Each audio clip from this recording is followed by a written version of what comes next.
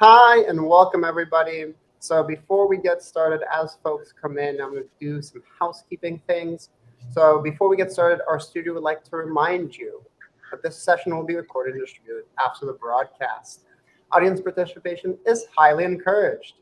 Now on to the show. Hello everybody. Welcome to a special MOPS Confessions. I'm your man, Sasha Smorlov, and we got another good one for you today. You'll see our beautiful contestants and wonderful participants here. You'll also see my colleague Zach. He's what I call our eyes in the sky, our ears on the ground. He'll be here helping facilitate some of the game show hosting on the back end. So if you see him participating, he is here as well.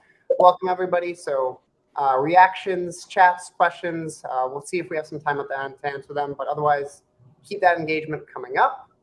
And without further ado, we'll kick it off. On this landmark 50th episode, we are hosting a game show style edition of Confessions.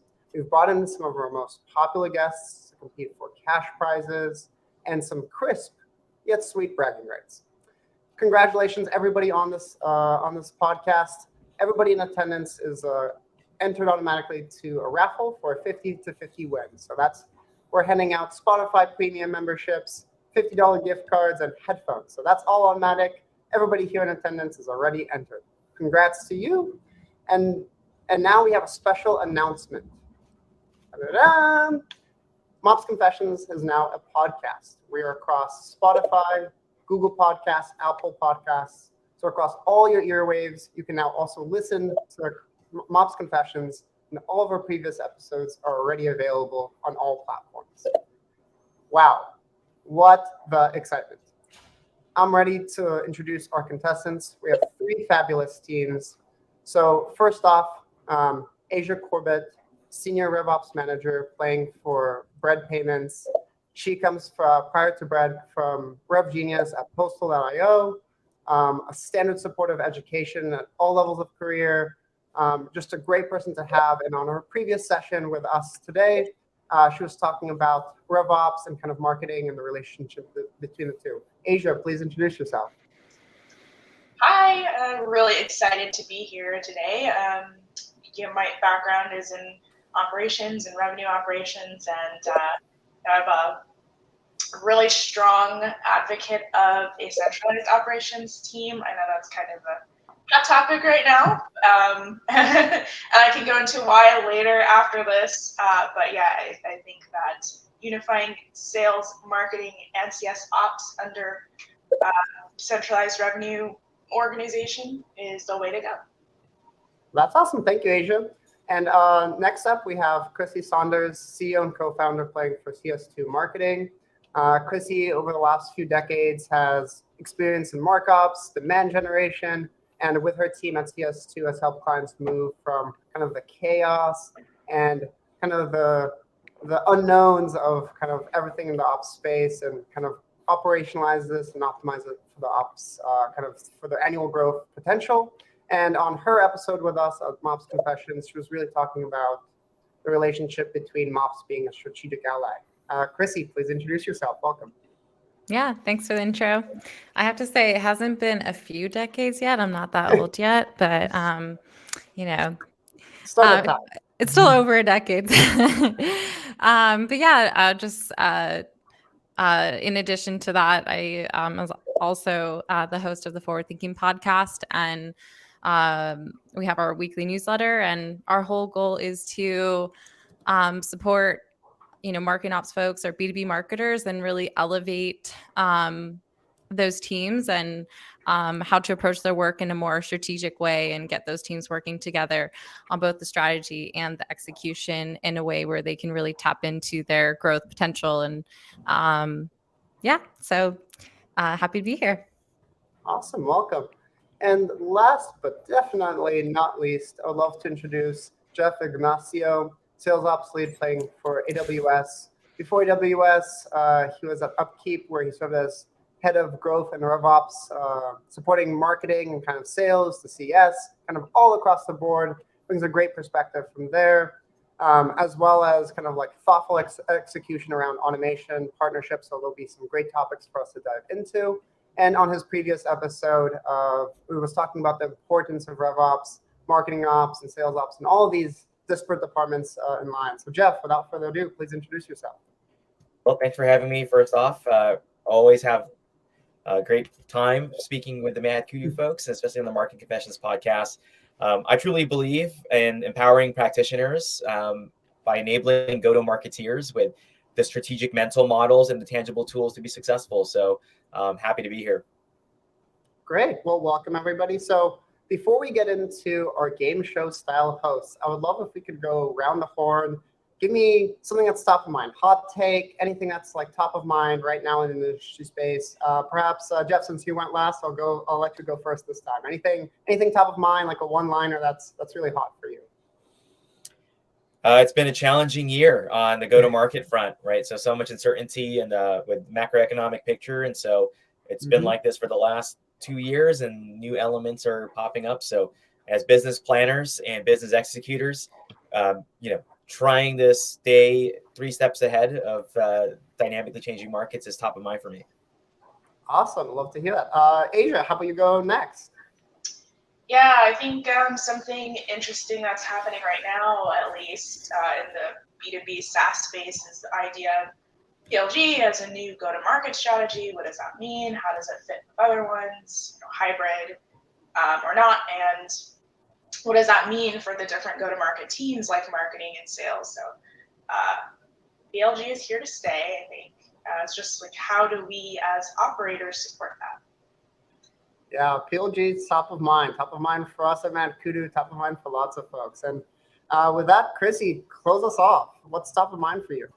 Yeah, I'm glad Asia said hers because I had 2, and part of that was going to be operationalizing different go-to-market strategies. But I don't know, maybe this is a hot take, but it's actually against like specific hot takes. I think one thing that I think I want, operators or even like just marketers in general to like start moving away from is like trying to have like a specific way and stance of doing things. I think we need to get rid of like a concept of like a best practice or there's one way to do something and get on that bandwagon. I think a true person who's an expert at their craft like really understands that it depends kind of situation and trying to pick like the best solution. So as much as that's not as sexy as it could be for like LinkedIn posts or anything like that, I think we need to embrace like nuance and rethink everything that we're doing.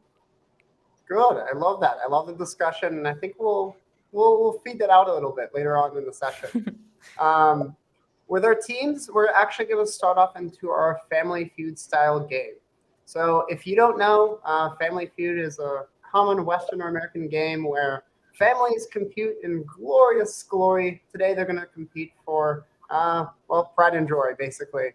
Where we're going to go over, we've polled our audience, so all of our topics, questions, and answers have all come from all of you today. And we're basically going to try to see the top 5 or 6 kind of responses as you would in the traditional Family Feud style. And then afterwards, we'll go after a short kind of fireside chat, fireside discussion for each topic to give it a little bit more context, a little bit more color. And then we'll also have a second game later on where I like to call it the Gordon Ramsay idiot bread sandwich game, where you're going to get some real honest kind of feedback of what would have been said versus what actually was said in a different types of challenging scenarios. Without further ado, let's kick off the game.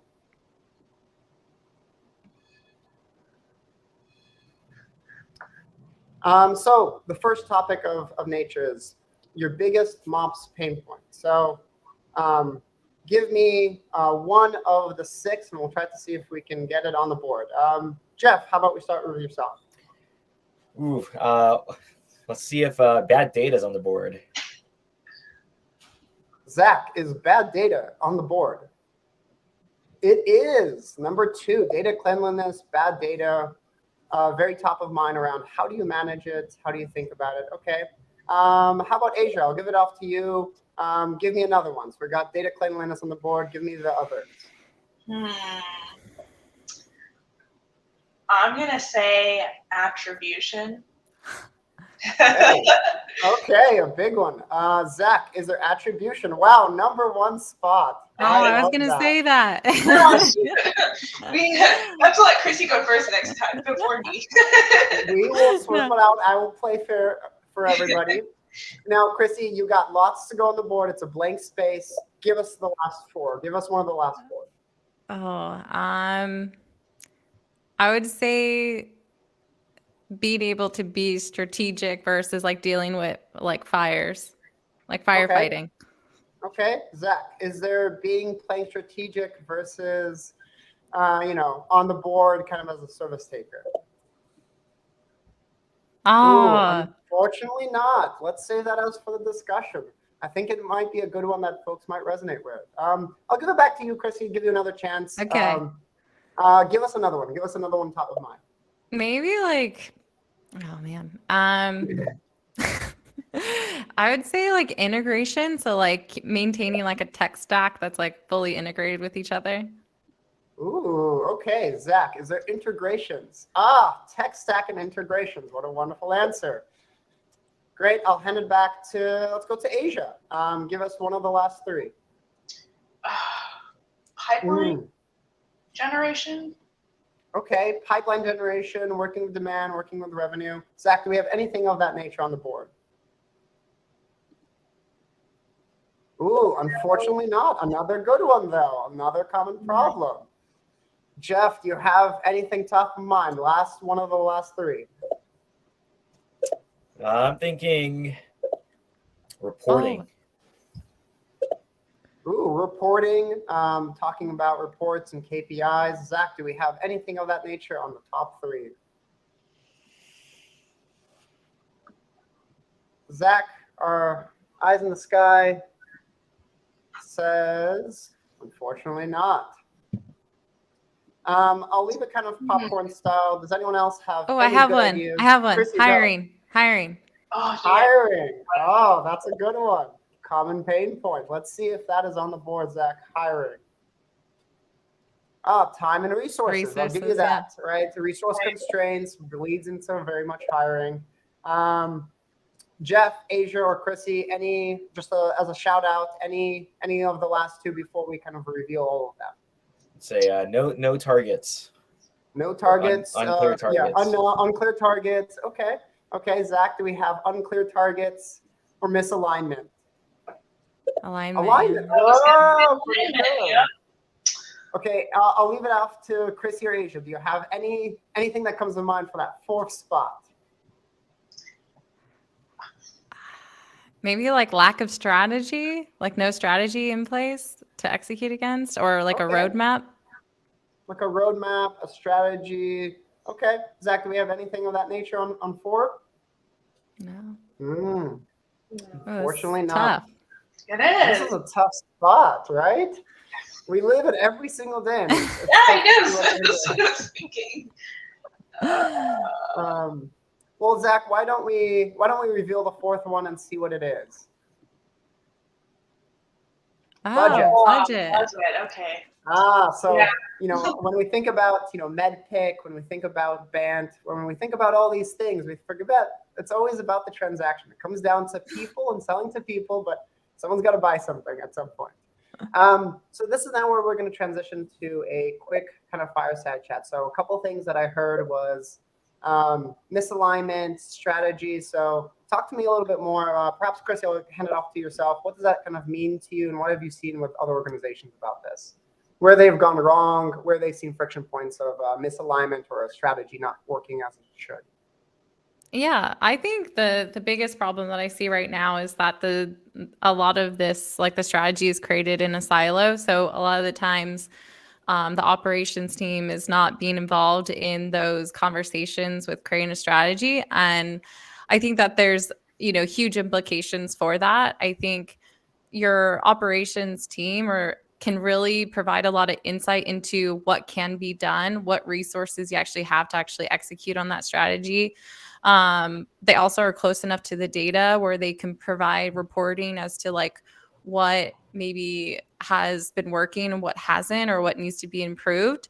And also, they're usually the ones down at the end of the line that get thrown over that work or that strategy to execute. And so that usually causes chaos and friction, and those teams starting to like not actually execute well against that strategy just due to the lack of alignment. So I think the earlier on that we all work together, and then have an operations support person or leader, or even just in that strategy creation, I think the better.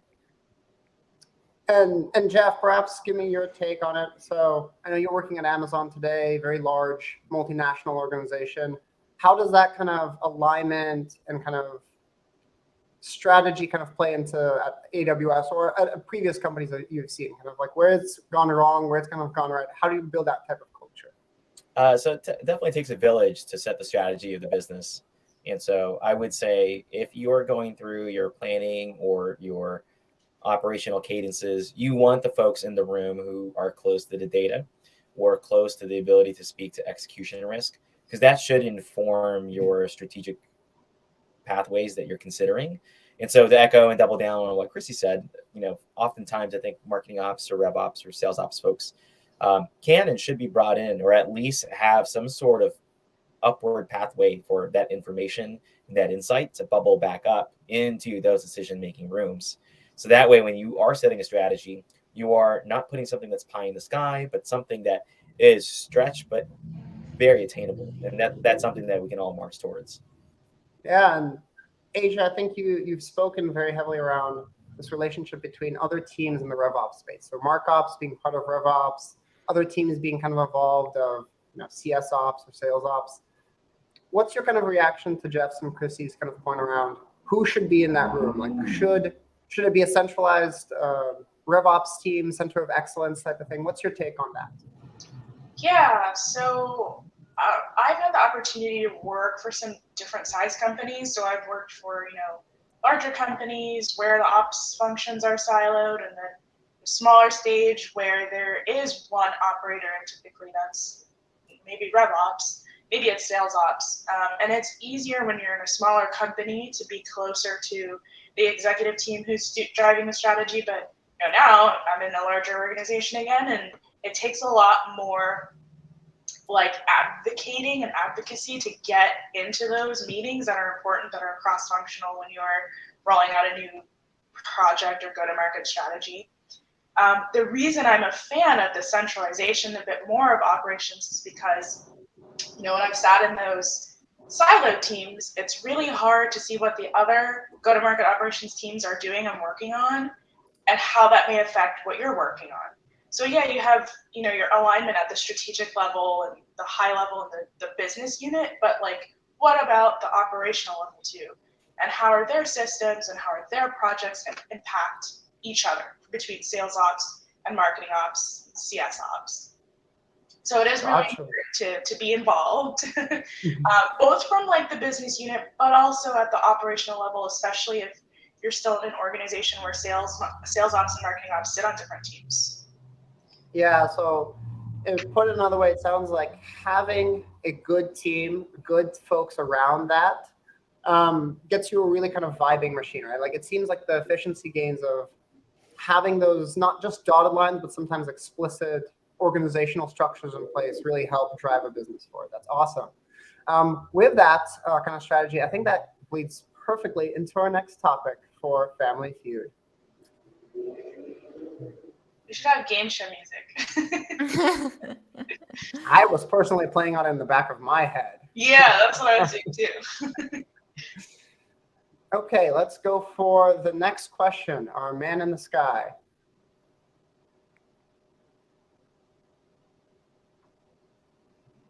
Wow. A little bit of a lag. This is going to be a tough. Yeah, this is going to be a tough one to guess. There we go. Sorry. No worries. And so for our next question and our next game show host, I'll say, what keeps your CMO or anyone in the C-suite, your CXO, up at night? Let's start with Jeff this time. First, give us one of the top 7 here. I'm going to say competition. Okay, so competitors, people encroaching into a space, potentially some market share. Zach, is that on the board for us? Ah, perfect. Competitors. Indeed it is. Let's keep the ball rolling. Asia, let's do another one. Okay, I have two in mind. I'm gonna say this one. MQLs. Okay, MQLs, something relating to volumes, perhaps. Zach, do we have anything on that on the board? Close. You want to be a little more specific, maybe? MQLs, SQLs conversion rates. No. A man in the sky says. Going higher level than that, but. The CMO should not be worried about the MQL volumes. Let's put it in that. I think they should be. Let's talk about it. Chrissy, I'll hand it off to you. Give us the other six, or one of the other six. Lack of insights or reporting into their performance. Okay. Got it. No byline into performance, how the business is doing. Zach, or man in the sky, do we have anything of that nature? Actionable data. How do you look at it? How do you work on it? I'll hand it off to Chrissy. I'll let you go again since you went last this time.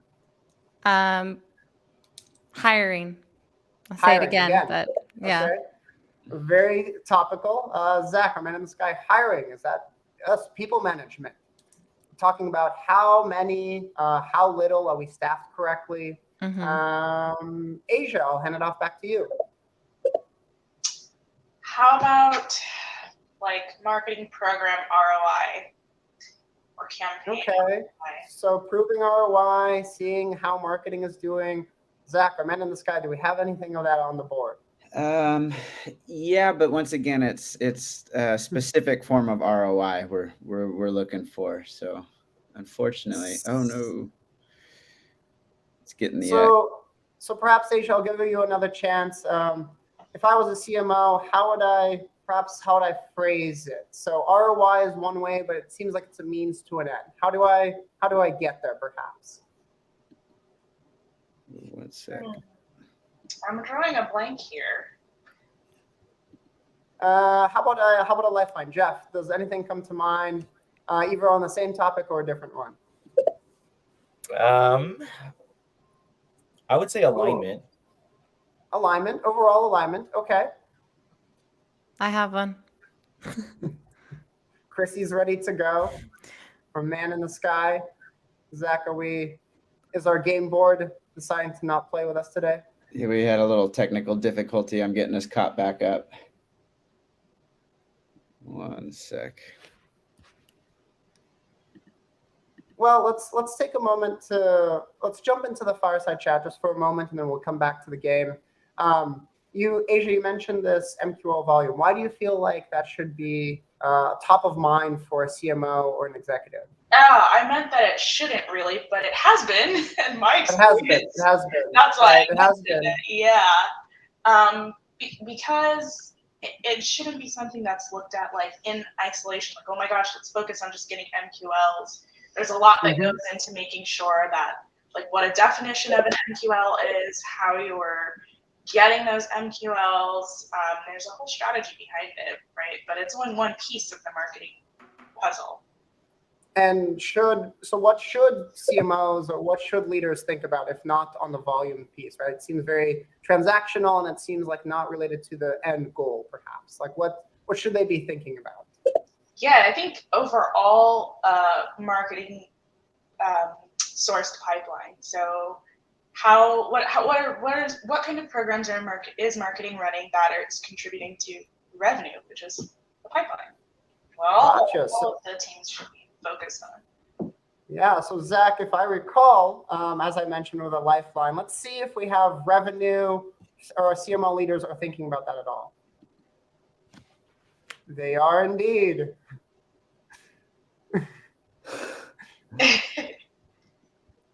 Okay. It went out, but the number one spot was pipeline revenue. So that was the pathway we're trying to get you towards. Got it. That we don't want to move towards a volume, especially here at Matakuda and across a bunch of organizations. That source revenue, talking about how marketing actually impacts revenue, is the big sticking point. I think that's the point that we'll follow up To keep momentum going, Jeff, I'll give it back to you. I recall you said something around alignment. Just remind me, like, what else top of mind for the last three? One of the last three. I'm going to go with acquisition cost. Acquisition cost, meaning like cost to the business more broadly.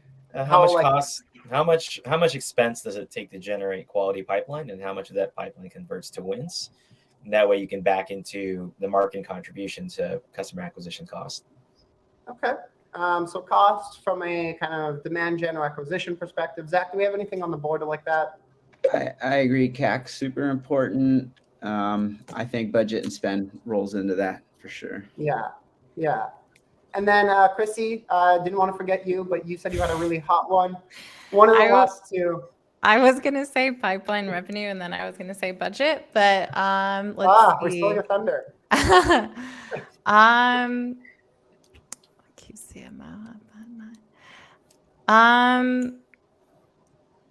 Maybe. Yeah, I'll give you a lifeline. How about when we think about the C-suite, everybody has a boss, and I'll say that as a phrase. Who's kind of the boss, or who should the CMO be reporting to or thinking about that? Yeah, I mean, like the CEO or board expectations. Oh, okay. So Zach, do we have anything of that nature on the board or your boss? Yes, we do. Oh, we have the exact words. Cool. Yeah, we love that. And let's just keep it open. Anyone can shout out, Asia, Jeff, or Chrissy. Last one, anything that comes to mind for that last final spot. Maybe their tech stack? Okay, I heard tech stack. Any other guesses? Probably not the just to like pull it in. Oh yeah, I don't know. Overall go-to-market strategy. Yeah. Okay. Overall go-to-market strategy in what respect? Is it respecting from how prospects move through the funnel, we already said tech stack, how the people manage, like what specifically about the go-to-market? I was thinking sort of based on the business and the product or service that you sell, what sorts of go-to-market motions might support that best, whether it's product-led growth or whether it's combination of marketing, sales and marketing, and what kinds of programs you can roll up under that, like ABM and demand gen. Not so in the weeds with those, but just thinking holistically, high level about that. Maybe Zach. Also, go ahead, Chrissy. Oh no. I'll let Zach see if that's right. Yeah, let's check that. No, we're not. I was gonna say like their brand or like the brand awareness or reputation in the market. That would have been a good one. Yeah. Well, we can save that for the fireside chat. No, Jeff, the customers. Oh yeah, that's a good one. Experience. Chrissy gives us the last one. Wonderful. So now these are the kind of the things that we pulled from our audience. This is what's top of mind. So we mentioned a few other ones around the go-to-market motion. So Asia, if you want to kick us off on that topic, why do you think it's important for the CMO or the C-suite to be thinking about different motions, and how do they go about testing new ones when they don't have data, right? They don't have historicals. How should they think about that?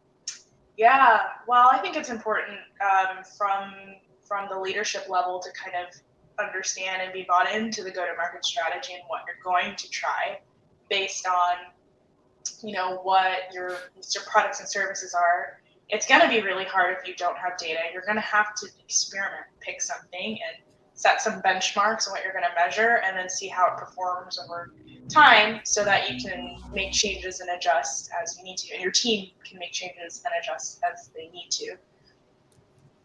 And Chrissy, do you want to comment on how you've helped with kind of CS2 marketing or your previous kind of experiences, how companies should think about this iteration? How should they go about, maybe they're in a place today and they want to go to a different place. How do you approach that? Yeah, I mean, I think what's actually happening today is that customers are actually just trying to figure out how they can maintain like a few go-to-market strategies at the same time and like what that means. So I know everyone mentioned like PLG, and I think that is although it's been around, I think more different types of companies are starting to adopt a form of it, while also having like their ABM strategy, while also, just like their normal kind of inbound, maybe like air cover strategy. And so I think the key point of it is to like not think of those as a silo, but know that they all have different kind of like, implications as far as like the sales process, the customer experience, the data structure, especially depending on how you want to report on it. But the more you can kind of figure out how it can all be part of each other, because not every customer journey is just so like linear. I think you might have someone who comes in through your ABM strategy, but really like you want to put them through like your PLG, into your product and so forth. And so knowing that there's different kind of paths that can take that cross all those strategies is important. And like I said, then figuring out, okay, what are the implications then on like the marketing and sales side and how they both, support that. And then the data structure, what are our goals? Like, how do we want to measure that? And that's a whole other podcast, I feel, or episode to talk through that. So, Yep. And then Jeff, perhaps you could speak to, in moving in that like multiple kind of directions, how do you think about that? Like, what are some of the reactions to what Asia and Chrissy said? Well, I think dynamically, there's a couple of things that have changed over the last, 10 to 15 years, right? If you think about, buyers have been armed with more information, so they've made more informed choices, and that's led to an explosion of inbound innovation. The second thing is on the software side, folks are, traditionally purchased on-prem, they move to the cloud, and you have this B2B motion. And now folks are starting to experiment with free trial and that freemium motion. And then now they're doing this PLG motion where they have access to the entire app. And so the buyers, our customers, they're evolving on a number of different levels, learning about your company on the awareness side. Second is expressing interest, engaging, and they even bypass the marketing and sales team by going straight into the product, reaping value right away. And at some point, you either get feature walled and you have to convert to a paid plan. So as a business, you're trying to keep up with your buyers, but I would caution on trying to chase every shiny object out there. I would focus on doubling down on what works and then start experimenting and building out maybe a second distribution or an on-ramp channel, and then getting good at that, and then start experimenting with a third. So try not to get over your skis because you're chasing some shiny ideal that someone else is espousing on LinkedIn. Really, hone in on what works for you, build your castle, build a defensible moat. Then with the resources that you've carved up, go after a second modality, then a third. Try not to chase everything all at once, because you might end up spinning your wheels and not really accomplishing a whole lot. Gotcha. So another way to say that, if I heard correctly, it's if you could, if you get the win first, you're basically allowed to continue to test, right? Like don't get caught up in, perfect is the enemy of good is the term that comes to mind, right? That you're trying to figure out everything in all places, all at the same time, to chunk it off and get, small wins that kind of build up on top of yourself. Does that sound correct to you? I mean, if you think about it, if you have a business model that's already working and you're thinking about tinkering with that business model and adding something on, or fundamentally creating a paradigm shift, you are naturally taking on a bunch of risk. And so you want to make sure that you're using the right tools for the appropriate moment. So PLG isn't for everyone. It isn't for every solution out there. In fact, you're involving the product team. And quite frankly, if you're going to market, you may or may not have the wherewithal to launch a PLG motion right away. Okay, well, that's a great transition into our next Family Feud topic. Zach, our man in the sky, do you want to post up our question for the contestants? Okay, so with our next question, what team requires the most hand-holding? Meaning, what team is perhaps the hardest to work with, doesn't understand ops as well as it should? Jeff, I'll let you start off this time first. Give us one of the top 4 answers. Oh, man. I feel like I'm throwing an entire class of professionals under the bus by answering these. Hey, it's a safe space. We all understood it. There's context matters. We'll discuss it, and we'll give you a chance to discuss it. But give us one of the top 4. Let's see. I love them to death. I've managed them and led them. I'm going to say SDRs. SDRs on the board, Zach, men in the sky. They are that number 2 spot. Typically, the incentives, we'll talk about this a little bit more. It's a tough spot to be. It's a tough job. But Chrissy, give us one of the other 4. I'm going to go with, although I feel like they could be some self-sufficient sometimes, but I still feel like demand gen probably needs a lot of hand-holding as well. Demand gen, man in the sky, Zach. Demand gen, number 3. Oh, we're just knocking these out. Asia, let's keep the momentum going. One of the 1 or 4 spot. What do you think it is? I'm going to say this one because I know it requires a lot of managing up, the C-suite. Okay, the C-suite executives, man in the sky. Do we have that in our poll? No. Man, what surprising. It's been. I think people are too scared to. For really it, and that's what I want to talk about next. Jeff, back to you. One of the last top 4. Let's go with salespeople. Let's go with sales, the sales team. Mm-hmm. And Man in the Sky says it's that number 1 spot, a classic friction points between alignment between marketing and sales. And then I'll hand it off to Asia, back to you. Close us off. Do you have anything top of mind for that 4th spot?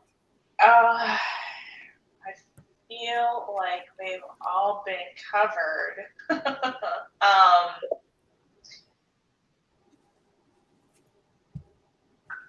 No other team, department comes to mind?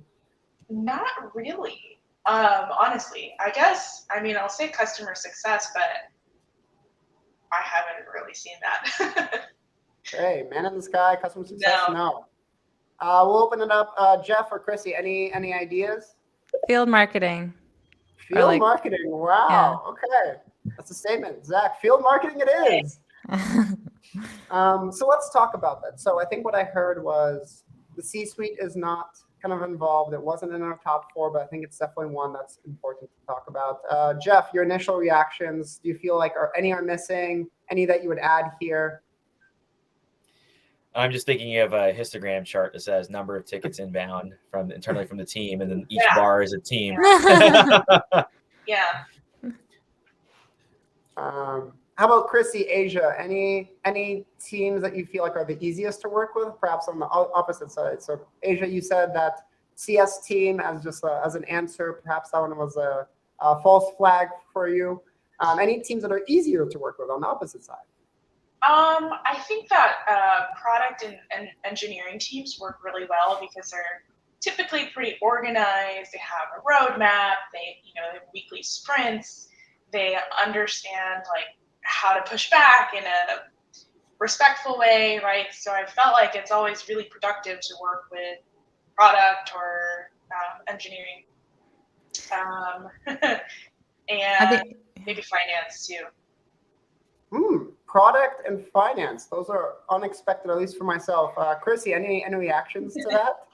I would say my answer might be similar. I think that web teams have always been for me the easiest to work with because I think they have a lot of empathy for the marketing outsourcing because of the way that they work. They're thinking about customer experience while also doing something really technical. And and they usually work against a roadmap and in sprints. And so if anything, marketing ops teams should actually kind of emulate them, similar to a product team. So I feel like they have been historically, I can't say at all companies, because sometimes that web team might not even be in existence and they work with an agency. But yeah, I would say that. But I would say that it really depends, honestly. And I think the opportunity there is to try and create alignment with those teams so that there isn't so much of a nag or a pull or hand holding. It's more how do we best enable those teams? And so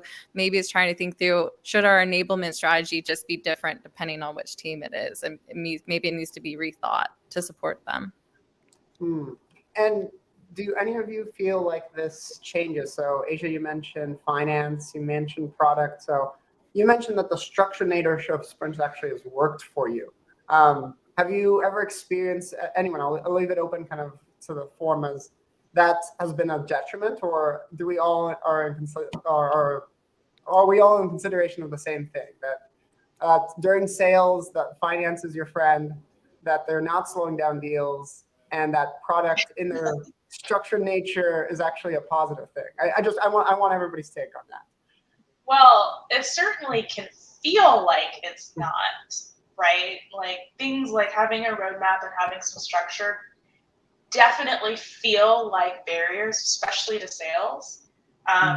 You know, and in my operations career, I've drawn a lot of inspiration from product teams and how to work, and specifically with roadmaps and like a request process, and you know, being closer to sales and marketing. That really feels like, man, you're really slowing me down. But again, it's like to Chrissy's point of how can we work better with these teams? How can we help them help us help them, right? So working like that. And finance is the same way. I think finance is very structured, and so when you're on the other end in operations, working with that, for me at least, has been easier.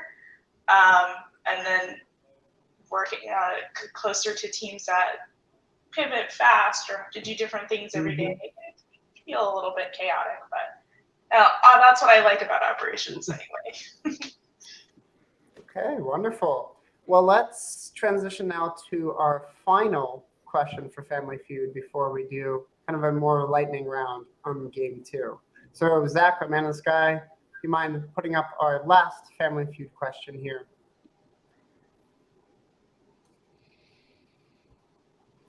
So, if all your dashboards broke, this is a ops P0 level event, what KPI would be the most worried or that you could not track? What would be the first thing that the business would cause a kerfuffle on? Perhaps, Chrissy, you want to section us off one of the top 6. Pipeline. Ooh, pipeline, revenue numbers, Zach, Yeah. men in the sky, anything of that nature on the board. Open pipeline, yes. What's currently in bookings? What's moving along in the business? Okay, Jeff, give us another one. Go to forecast. Forecasting, ability to project and forecast. Zach, anything on that board? I think, oops, don't look at that one. Oh, whoa. I gave one away. Wow, everybody got a freebie in that one. I meant to hit this one. I think sales SLAs fits for forecast and moving deals through the funnel. And then Asia, well, we already got a free one. Everybody gets imaginary points for the spend. One of the last top 3. What comes to mind? Maybe channel performance. Like Okay, specific channel performance, demand gen. Zach, anything of that nature on the board? There is one very close. You want to? Not getting it with the words today. Yeah, Zach wants more specificity. I'll throw you a lifeline, Asia. How about something less tactical but in the same vein? So we're looking at perhaps a different level than channel performance specifically, but in the same vein. It's relating actually, in fact, to a topic we already mentioned around CMOs and what they should versus what they shouldn't focus on. I guess program performance, like their high ROI, program ROI, campaign ROI. I'll give it to you. Really? Okay. I know what you mean. So yeah. So you're talking about program performance of how MQLs, and still a lot of businesses, what we found, are still in that mindset of I just need that volume number as opposed to that revenue number. Jeff, back to you. One of the last 2, 5 and 6 there. What comes to mind? Yeah, I'm gonna go with activity. Activity meaning like sales activity, marketing activity, things like that, just like tracking in general. Well, that's a broad category, but for sales, it would be calls, emails, meetings, opportunities generated. Gotcha. So tracking some level of activity. Zach, man in the sky. Okay, account engagement. Looking to see how that works, how it's moving through the funnel. I like it. Back to you, Chrissy. Do you have our number 6 spot?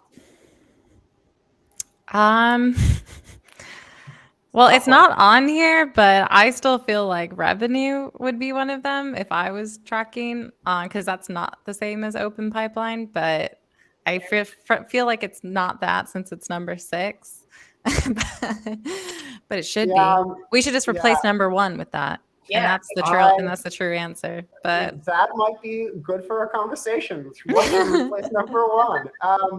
I'll open it up, Jeff, Asia, or even Chrissy, if you have it off the top of your mind. Anything that comes to mind for 6? I would go with gap to close. How much target do we have left to close? Okay, close the gap. Asia, any guesses to put in for Zach? If this is like marketing and marketing ops, because that's ops confessions, something around web traffic. Web traffic, web metrics. Traffic metrics.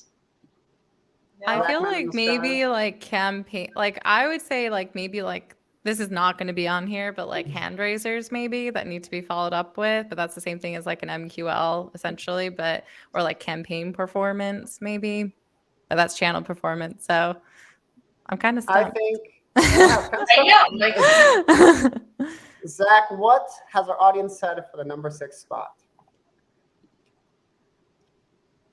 Retention. Oh, customers. That's something I was thinking of, but yeah. So I think we can jump into this conversation. So Chrissy, you mentioned this first question. What should be the number 1 spot? So you mentioned close 1 pipeline. Anything else that comes to mind? Like what? Give me a little bit more color on what you're thinking there. Yeah, I mean, I think obviously revenue is a better indicator of a metric to move toward, and I think that the whole revenue team can all share in that. I think one of the biggest problems with organizations, although I know all the reasons why they do it, but not having like a common goal that they're all working toward then makes it so that they're all working toward different activities to hit their own goals without keep in mind the other teams. And so that causes a lot of dysfunction, and like whatever gets measured gets managed. And so I feel like with this focus on MQLs, which is something that could be different across all organizations, and you can change your definition. I would say even if you do track that, I would try and tie maybe even looking just into a conversion rate instead for marketers, and like how can you improve that conversion rate to like an opportunity or even late stage opportunity, because then you're closer to that like overall revenue goal instead of focusing on pure volume. And that means maybe changing your definition of what an MQL is to really someone who's showing intent and wants to talk to sales. So yeah, that's kind of my opinion. Yeah, okay, so showing intent. So moving away from a vanity metric or a marketing, typically a marketing metric that's volume-based, right? It's very easy to say, we have this new event, we have this new initiative. We're just going to arbitrarily say, like, here's the line in the sand and then pass that over to sales, low intent perhaps. It doesn't mean that you ditch it too. I think volume metrics can be useful, but I think also maybe it's defining what that definition is. And then on the alternative, if you're going to put goals around it, just still looking at conversion rates, because you can generate thousand MQLs, but they don't convert. It doesn't matter. Anyway, sorry. Right. Just wanted to. Yeah, so the handoff, it seems like it's the handoff of a revenue focus as opposed to a marketing focus. So yeah. Asia, anything that comes to mind, like you've been a big advocate around kind of the RevOps space, right? So to me, a lot of these are marketing type of metrics, right? They're great, as Chrissy mentioned, they're great to track.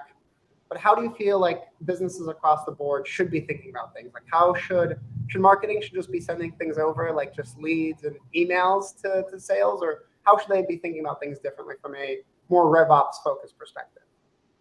Yeah, I actually like what Chrissy said, and I'm aligned with the definition of marketing qualified lead. It's like really thinking about that handoff. When is it appropriate to hand someone off to sales so that sales can follow up with them, get them in the pipeline, and then whatever happens post sale. So in an ideal world, you have a revenue dashboard that has a couple of things that might be marketing focused, but overall contribute to revenue.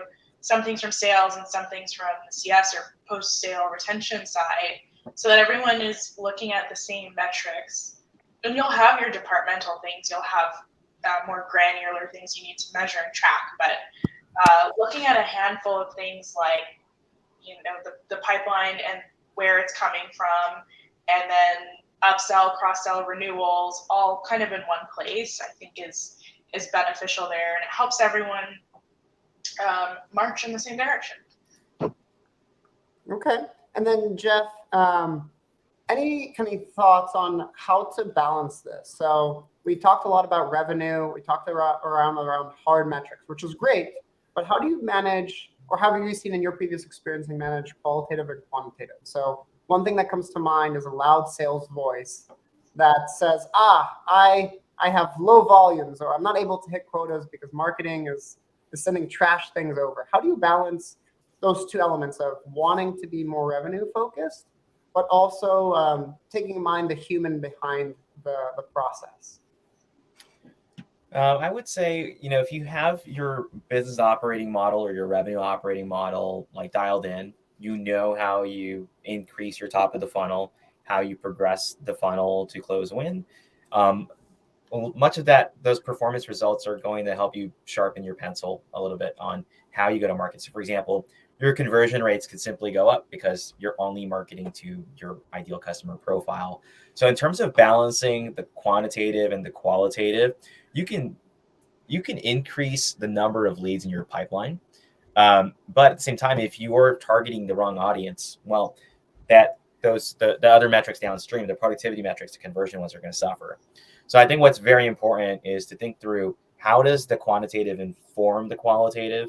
And then when does the qualitative, that gut instinct, that ability to move at only 60-70% of the information at your fingertips, where you need to drive some sort of bias for action? So I would say, what's your decision-making framework as a business? 2, what is your operating model? And then what is your operating cadence to feed that back to the business, right? So your inputs, your model, and your outputs. Ideally, based on your outputs, you start to re-inspect what's happened to the business. You can do that through your operating rhythms, and therefore use that information, the data plus the anecdotes combined, to recalibrate the business in a different direction. So for example, if you've been barking up the wrong industry for a little while, it might make sense to take a look at, your firmographic data, your recent deals, the reasons why you've lost, or the reasons why leads have been disqualified. And that should then inform, what future campaigns or what different sales plays you might employ.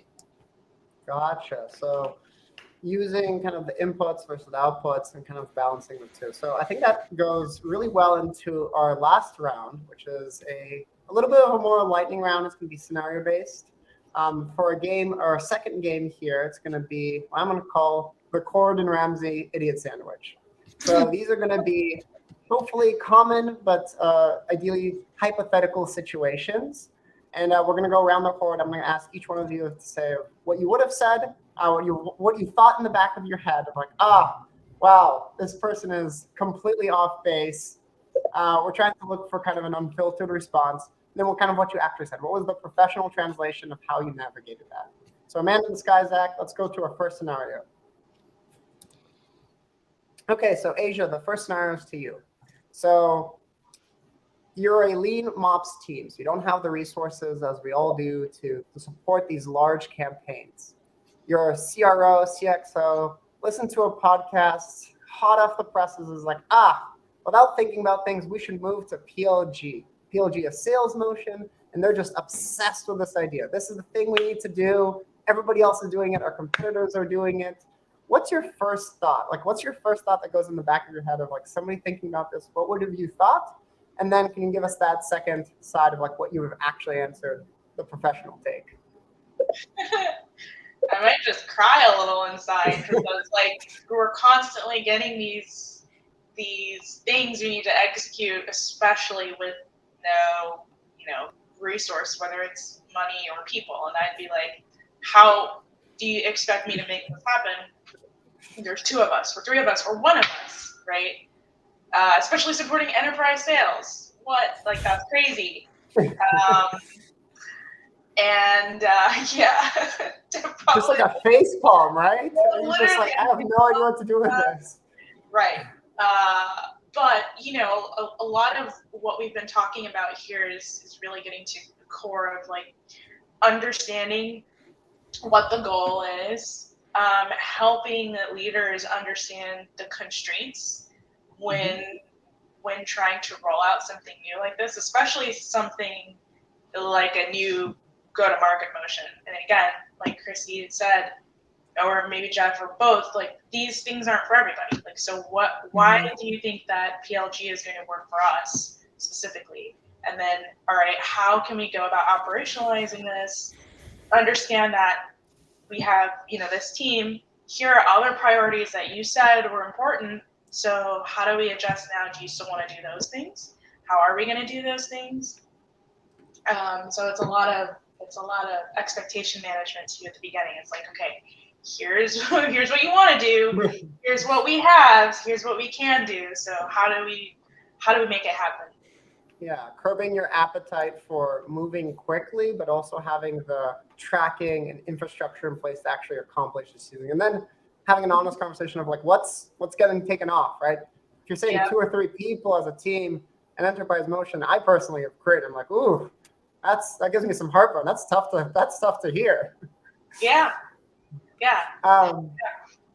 Great. And so on Man in the Sky, Zach, let's go to our second lightning fast scenario. This one will be for Chrissy.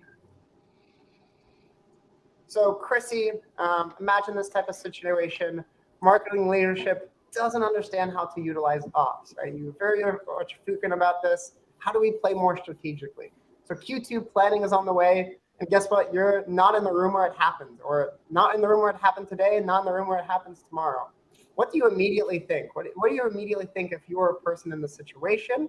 What do you think about? What's the gut reaction? And then what is the kind of the professional response? What is the best way to navigate this type of scenario? My gut reaction is just, wow, what a huge mistake. But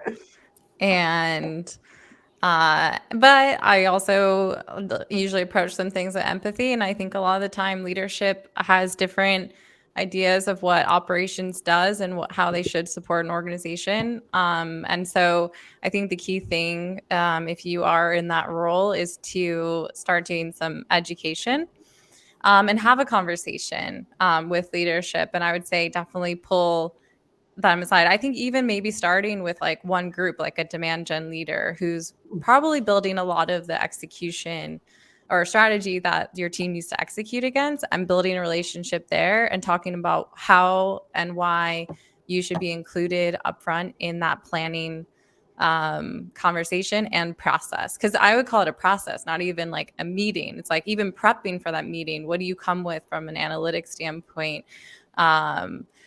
Working backward, how can I help you forecast? And then also, how can I inform the team as they're coming up with ideation for a strategy on what's feasible and on what timeline?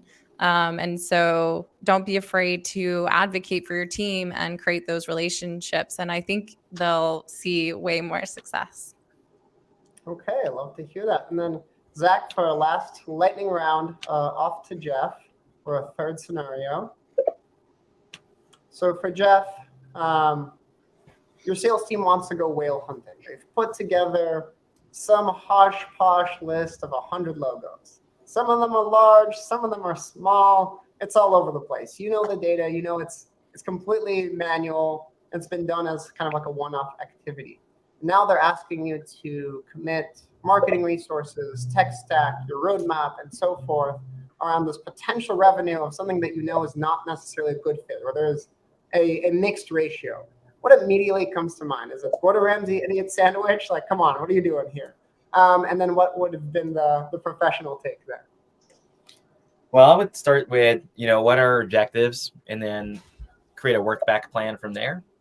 And we might find that maybe going whale hunting is the appropriate approach to achieve this objective, but maybe it's not this specific list, or maybe it's not whale hunting at all. So I would just start working with, let's understand the business objectives, work together, define those.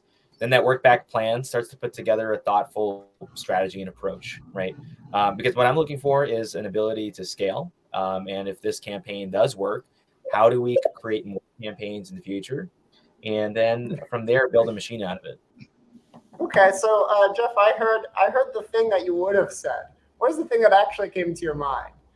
Come on, I'm talking about like XYZ domain coming into your pipeline. You got to commit to that. What was your actual first thought? This is all you got? Come at me. This is all you got. Yeah, exactly. I love that. With that, that ends our Family Feud style game. Since the points are all imaginary, we're all winners here. Just as a reminder, everybody that's been in attendance will be entered into our raffle. Thank you all to our wonderful speakers. Jeff, where can we find you? Where's the best place for folks to reach out to you? You can reach out to me on LinkedIn under Jeff Ignacio. Jeff Ignacio, awesome. Chrissy, what's the best way to reach out to you? Yeah, you can go to cstmarketing.com and check out our forward thinking page where you can find our podcast and videos, and you can sign up for our newsletter, our weekly newsletter. And then follow me on LinkedIn. Follow on LinkedIn, Went Above and Beyond. There's a newsletter. Asia, round us off. How can people reach out to you? Yep, I'm also on LinkedIn as well, Asia Corbett, and I'm in some of the ops communities too, asking questions myself, because still after like 7 years, I love to learn from other people. So reach out to me there. Yeah, happy to chat. Involved in all the communities across LinkedIn, multi-channel, love it.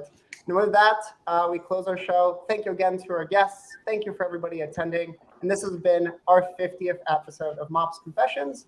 Remember to listen to us across all of your podcast platforms, as well as your favorite webinar recording platform. Thank you, and have a good rest of your day.